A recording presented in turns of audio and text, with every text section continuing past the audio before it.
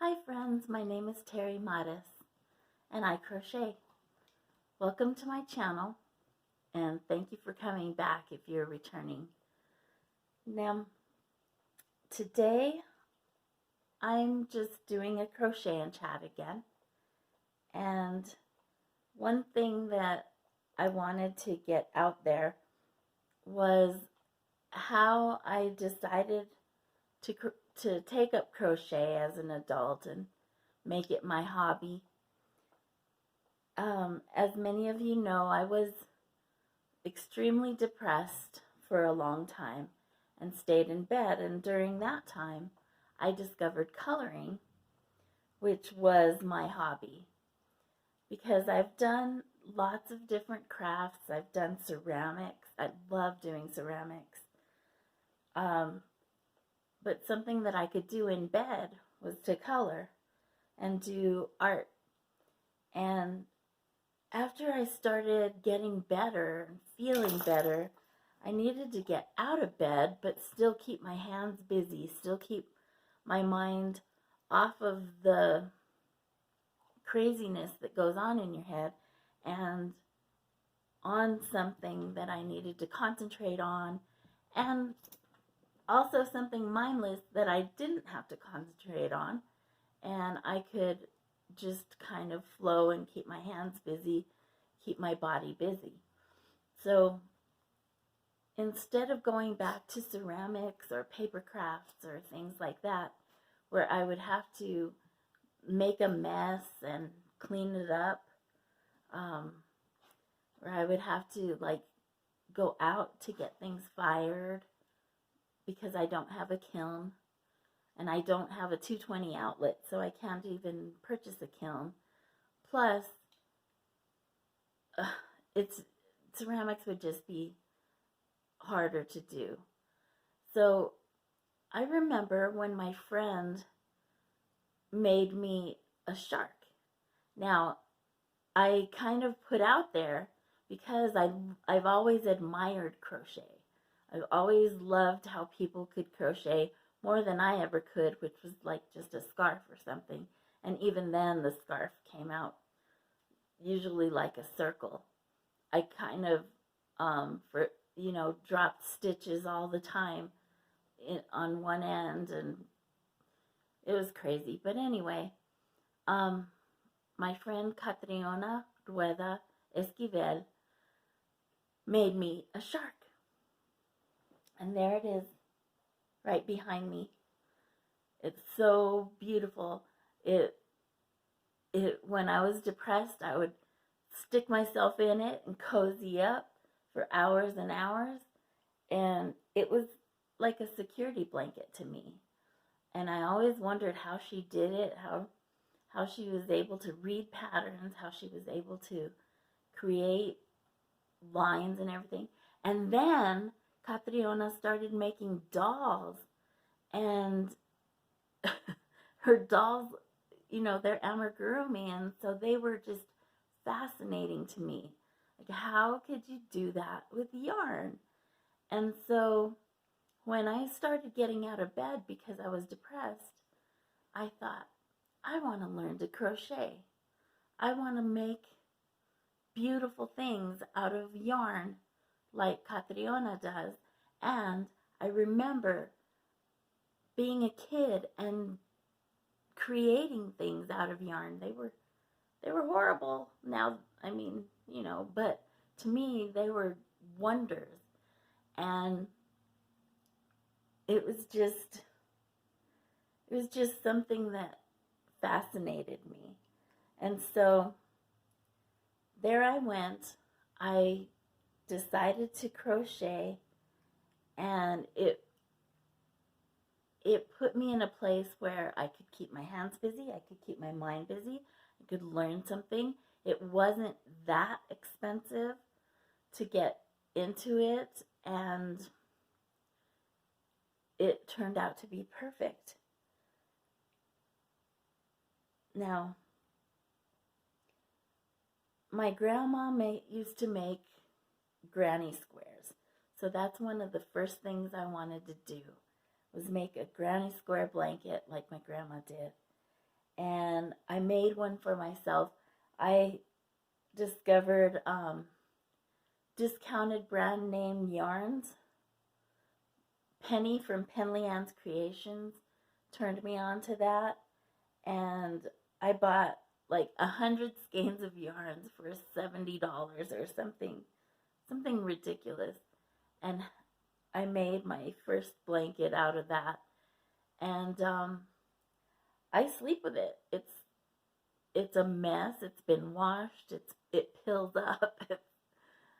It's I don't know. I don't really want to show it to you, though, although I might do that someday. Um, but it was my first blanket, and I was very proud of it. And I still sleep with it.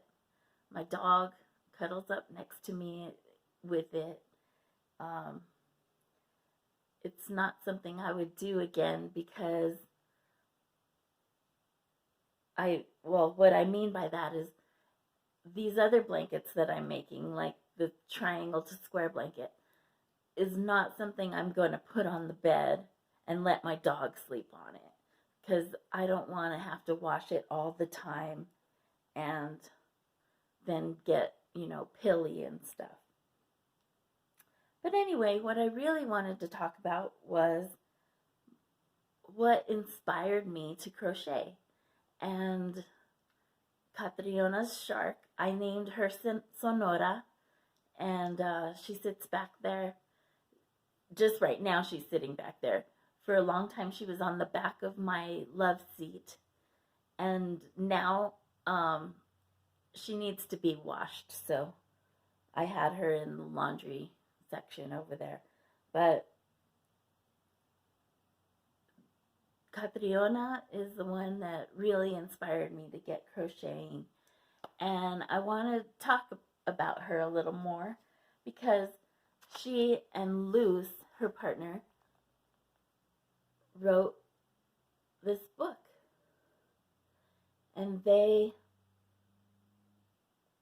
this book is called Decolonize Your Diet, and they talk about Mexican foods, but deep Mexican, like before colonization, where you were eating, let's see, it says corn, beans, squash, greens, herbs, seeds, and cactus. And it's a wonderful vegetarian cookbook, but it also talks about tradition and things like that. So it's not just a cookbook. And my cousin bought this for me because he knew that I loved Catriona and Luz. And so, anyway, I have that and Sonora from Catriona, and then I really admire her dolls that she's making. She doesn't sell them, so I don't have one or anything, but it inspired me to want to make little fat dolls. I want fat lady dolls, but I tried making one, I guess last month or the month before, and I just couldn't do it. I just could not do it.